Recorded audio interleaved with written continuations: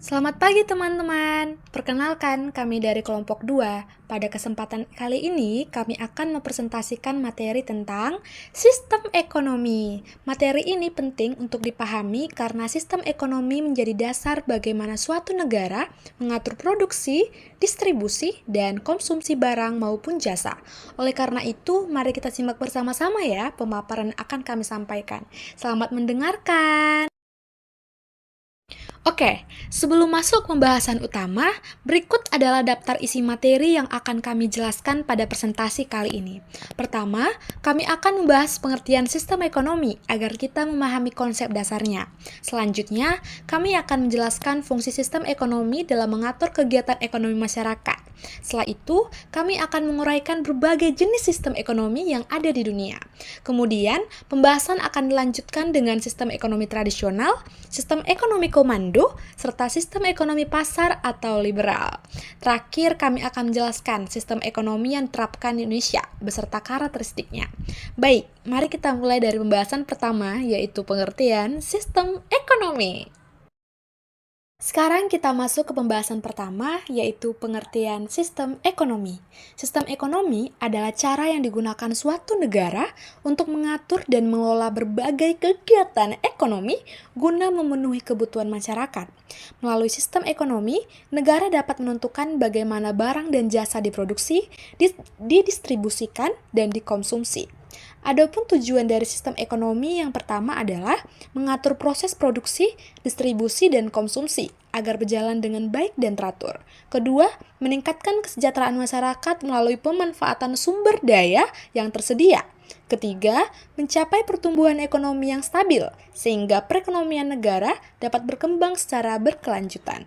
Dengan demikian, sistem ekonomi memiliki peran penting dalam menciptakan keteraturan dan kesejahteraan dalam kehidupan masyarakat. Fungsi sistem ekonomi. Pertama, menentukan jenis barang dan jasa yang diproduksi. Artinya, sistem ekonomi membantu menentukan barang atau jasa apa yang dibutuhkan masyarakat sehingga layak untuk diproduksi. Kedua, mengatur penggunaan sumber daya. Sumber daya seperti tenaga kerja, modal, dan bahan baku harus dikelola dengan efisien agar produksi dapat berjalan dengan baik. Yang ketiga, mengatur distribusi hasil produksi.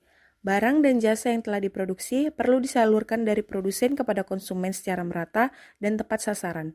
Keempat, menjaga stabilitas perekonomian. Sistem ekonomi berperan dalam mengendalikan inflasi, mengurangi pengangguran, dan mendukung pertumbuhan ekonomi agar kondisi ekonomi tetap stabil. Secara umum, terdapat 4 jenis sistem ekonomi, yaitu sistem ekonomi tradisional, sistem ekonomi komando atau terpusat, sistem ekonomi pasar atau liberal, dan sistem ekonomi campuran. Masing-masing sistem memiliki karakteristik, kelebihan, dan kekurangan yang berbeda. Oleh karena itu, pada pembahasan berikutnya, kita akan mempelajari setiap sistem ekonomi tersebut secara lebih mendalam. Sistem ekonomi tradisional, yaitu sistem ekonomi yang masih berpedoman pada adat istiadat dan kebiasaan masyarakat. Di sini ada beberapa ciri-ciri dari sistem ekonomi tradisional, yaitu yang pertama, berdasarkan adat istiadat dan kebiasaan. Artinya, masyarakat masih melakukan kegiatan ekonomi sesuai dengan tradisi yang sudah ada sejak lama dan diwariskan oleh nenek moyang mereka. Yang kedua, teknologi masih sederhana. Dalam bekerja, mereka masih menggunakan alat-alat tradisional sehingga proses produksinya belum terlalu cepat.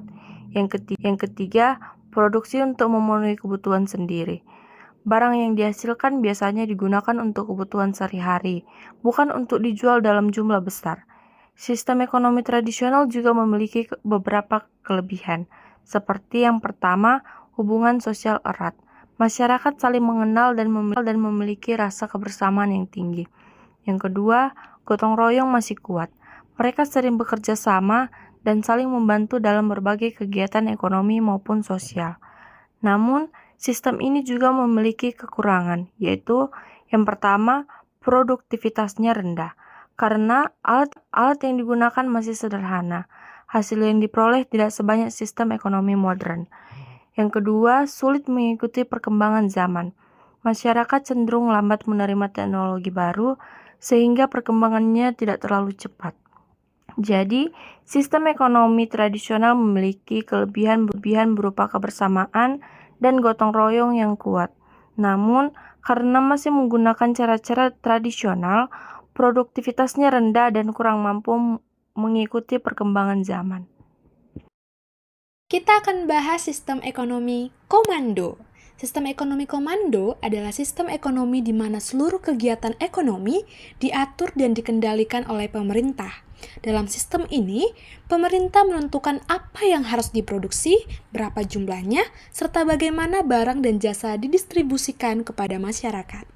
Ciri utama sistem ekonomi komando adalah pemerintah memiliki peran yang sangat besar dalam mengatur produksi dan distribusi, serta alat-alat produksi umumnya yang dimiliki oleh negara.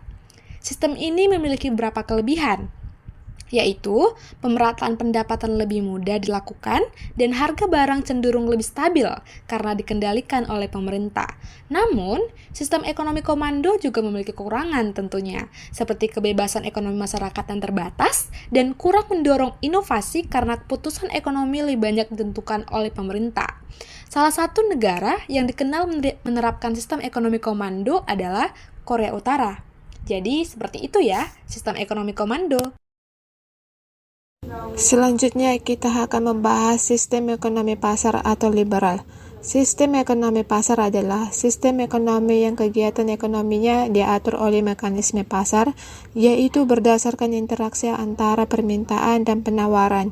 Ciri-ciri sistem ini antara lain peran swasta yang sangat besar dalam kegiatan ekonomi, adanya persaingan bebas antar pelaku usaha, serta harga barang dan jasa yang ditentukan oleh kondisi pasar.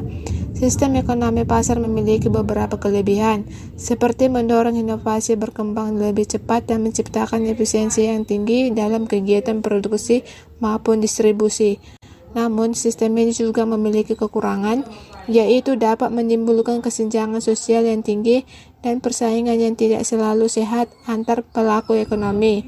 Salah satu negara yang dikenal menerapkan sistem ekonomi pasar adalah Amerika Serikat. Teori saja terkadang masih sulit untuk dibayangkan penerapannya. Karena itu, kami akan menyajikan sebuah kasus yang dapat membantu kita memahami bagaimana sistem ekonomi Pancasila diterapkan dalam menghadapi kondisi ekonomi saat ini. Mari kita saksikan.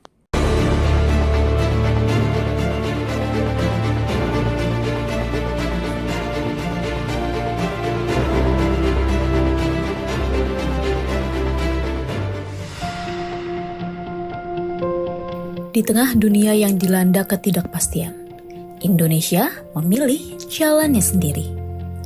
Bukan kapitalisme yang membiarkan yang kuat semakin besar, bukan pula sosialisme yang mematikan kreativitas dan inovasi. Tetapi jalan tengah, jalan yang lahir dari sejarah bangsa sendiri, ekonomi Pancasila. Di hadapan anggota DPR RI dan para pemimpin lembaga negara, Presiden Prabowo Subianto menegaskan arah besar pembangunan Indonesia. Negara harus hadir dan kekayaan bangsa harus kembali untuk rakyatnya. Rakyat kita tidak bermimpi untuk mengalami kehidupan yang kaya raya, tapi mereka bermimpi untuk bisa hidup dengan layak, dengan baik. Mereka bermimpi bisa makan dengan baik tiap hari, bisa memberi susu untuk anak-anaknya, bisa mencari obat bila mana anak mereka sakit atau bapak mereka sakit. Mereka bermimpi bisa punya rumah yang layak. Mereka bermimpi bisa melihat anaknya berangkat sekolah dengan sehat. Mereka bermimpi bahwa orang tuanya bisa dapat pekerjaan yang baik dengan pendapatan yang cukup. Presiden Prabowo Subianto menegaskan Indonesia tidak memilih ekonomi yang hanya menguntungkan segelintir kelompok. Indonesia memilih ekonomi jalan tengah. Ekonomi yang memberi ruang bagi negara, tetapi juga memberi ruang bagi kreativitas swasta. Negara hadir untuk melindungi rakyat, sementara sektor swasta diberi ruang untuk tumbuh, berinovasi, dan membuka lapangan kerja. Justru saya selalu mengatakan bahwa perekonomian kita yang kita sebut sebagai ekonomi Pancasila atau ekonomi jalan tengah, atau istilah yang lebih populer dari dalam perkembangan perekonomian dunia, kita harus bangun Indonesia Incorporated. Perekonomian, kekeluargaan, semua bergotong royong. Itu arti gotong royong. Yang kuat, maju, menarik yang lemah. Yang lemah berhimpun, melaksanakan usaha bersama dalam bentuk-bentuk koperasi. Tidak boleh yang kaya menang sendiri dan membiarkan yang lemah terlantar. Justru kita maksudkan bahwa ekonomi yang cocok untuk Indonesia adalah ekonomi jalan tengah. Ekonomi yang berani mengambil yang terbaik. Presiden Prabowo Subianto juga menyoroti ketimpangan akses pembiayaan. Menurutnya, tidak masuk akal jika orang kecil justru mendapat bunga pinjaman lebih tinggi dibanding pengusaha besar. Karena itu, Presiden Prabowo Subianto memutuskan bunga kredit PNM Mekar harus turun hingga di bawah 9%.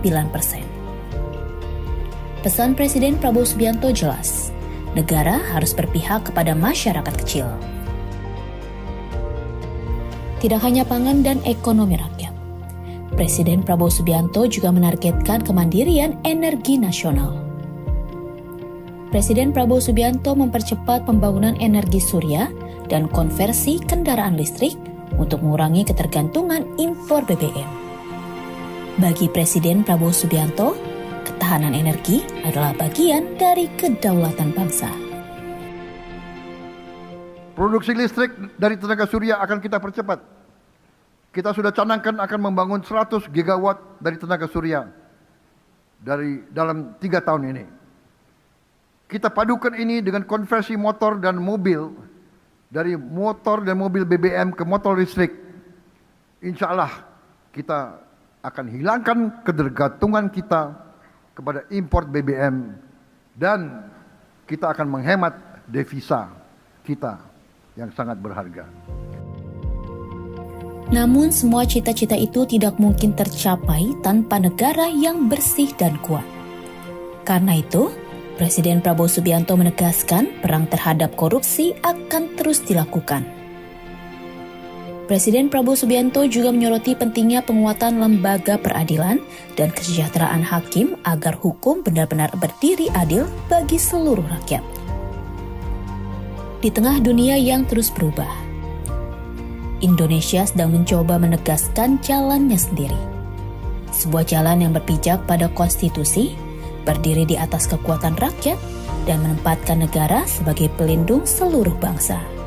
Bagi Presiden Prabowo Subianto, ekonomi bukan sekedar angka pertumbuhan, tetapi tentang apakah rakyat bisa hidup layak, bisa makan, bisa bekerja, dan bisa berharap akan masa depan yang lebih baik. Karena pada akhirnya, kemerdekaan sejati bukan hanya soal bebas dari penjajahan, tetapi ketika kekayaan bangsa benar-benar kembali untuk rakyat Indonesia.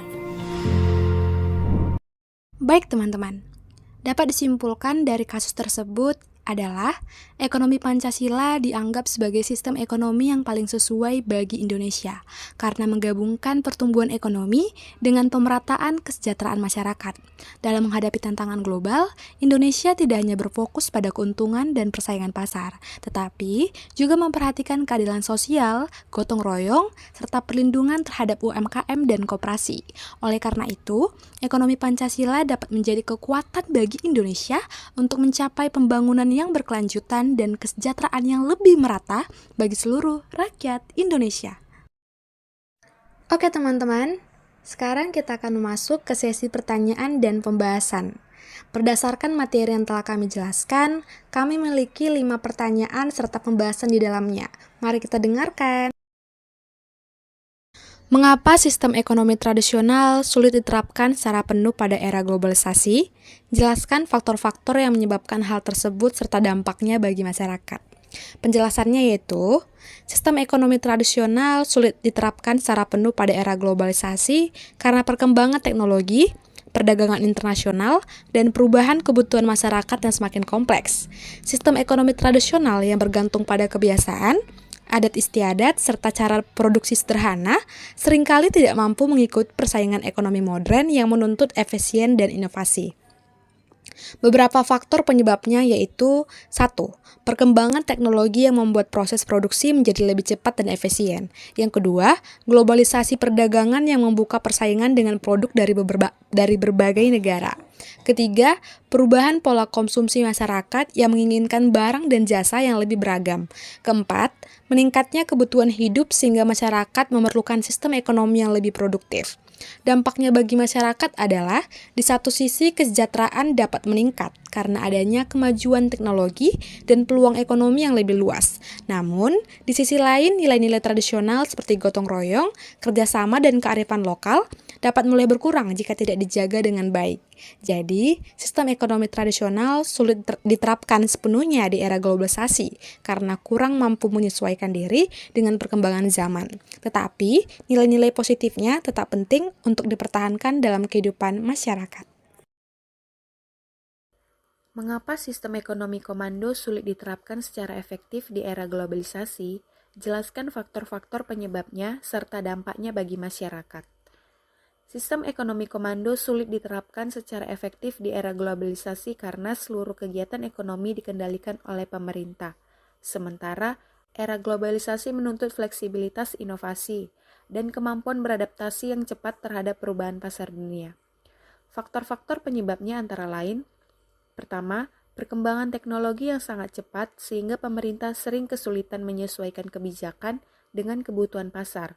Yang kedua, persaingan global yang menuntut efisiensi dan inovasi, sedangkan sistem komando cenderung memiliki birokrasi yang panjang. Ketiga, terbatasnya kebebasan pelaku usaha karena keputusan produksi dan distribusi ditentukan oleh pemerintah. Keempat, kurangnya motivasi untuk berinovasi karena keuntungan dan kegiatan ekonomi telah diatur oleh negara. Dampaknya bagi masyarakat adalah pemerintah dapat lebih mudah mengendalikan harga dan mengurangi kesenjangan ekonomi. Namun, masyarakat sering memiliki pilihan barang yang terbatas, kualitas produk kurang berkembang, serta pertumbuhan ekonomi cenderung lebih lambat dibandingkan negara yang memberikan ruang lebih besar bagi pasar. Jadi, sistem ekonomi komando memiliki kelebihan dalam pemerataan dan pengendalian ekonomi, tetapi menghadapi tantangan besar di era globalisasi karena kurang fleksibel dalam merespon perubahan dan persaingan global. Ekonomi pasar memberikan kebebasan kepada masyarakat dalam menjalankan kegiatan ekonomi. Jelaskan apa keuntungan dan kerugian dari sistem ekonomi pasar bagi masyarakat. Keuntungan sistem ekonomi pasar adalah masyarakat bebas berusaha, berinovasi, dan memiliki kesempatan memperoleh keuntungan yang besar. Persaingan juga dapat meningkatkan kualitas barang dan jasa. Namun, sistem ini memiliki kelemahan, yaitu dapat menimbulkan kesenjangan ekonomi karena pihak yang memiliki modal besar cenderung lebih diuntung dibandingkan masyarakat yang memiliki modal kecil.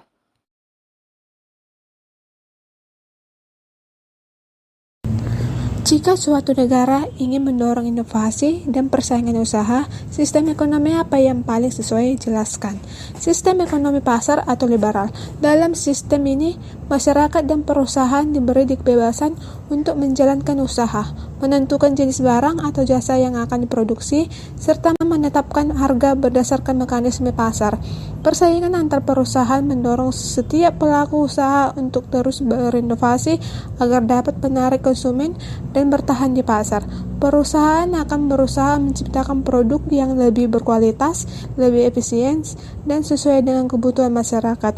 Selain itu, kebebasan perusahaan juga membuka peluang bagi munculnya ide baru, teknologi baru, serta berbagai jenis usaha yang dapat meningkatkan pertumbuhan ekonomi. Oleh karena itu, sistem ekonomi pasar dianggap paling efektif dalam mendorong inovasi dan persaingan usaha karena memberikan ruang yang luas bagi kreativitas, pengembangan teknologi, dan peningkatan kualitas produk maupun layanan. 5. Mengapa dalam sistem ekonomi pasar, harga ditentukan oleh permintaan dan penawaran? Jelaskan. Dalam sistem ekonomi pasar, harga ditentukan oleh permintaan dan penawaran karena pemerintah tidak banyak campur tangan dalam kegiatan ekonomi. Harga terbentuk secara alami melalui interaksi antara konsumen yang membutuhkan barang dan produsen yang menyediakan barang tersebut. Ketika permintaan meningkat, sementara jumlah barang yang tersedia tetap, harga akan cenderung naik karena banyak orang yang ingin membeli barang yang sama. Sebaliknya, jika penawarannya lebih besar daripada permintaan, harga akan cenderung turun karena produsen harus menarik minat konsumen agar barangnya terjual. Mekanisme ini membantu menyeimbangkan pasar. Harga yang naik akan mendorong produsen meningkatkan produksi, sedangkan harga yang turun akan membuat produsen mengurangi produksi. Dengan demikian, sumber daya dapat dialokasikan secara efisien sesuai kebutuhan masyarakat. Oleh karena itu, dalam sistem ekonomi pasar, permintaan dan penawaran menjadi faktor utama yang menentukan harga barang dan jasa. Demikianlah presentasi yang dapat kami sampaikan mengenai sistem ekonomi. Dari pembahasan yang telah dijelaskan, kita dapat memahami bahwa setiap sistem ekonomi memiliki karakteristik, kelebihan, dan kekurangan masing-masing dalam mengatur kegiatan ekonomi suatu negara. Semoga materi yang kami sampaikan dapat menambah wawasan dan pemahaman kita tentang sistem ekonomi. Kami mengucapkan terima kasih atas perhatian dan waktu yang telah diberikan. Apabila terdapat kekurangan dalam penyampaian kami mohon maaf. Sampai jumpa lagi. Bye-bye.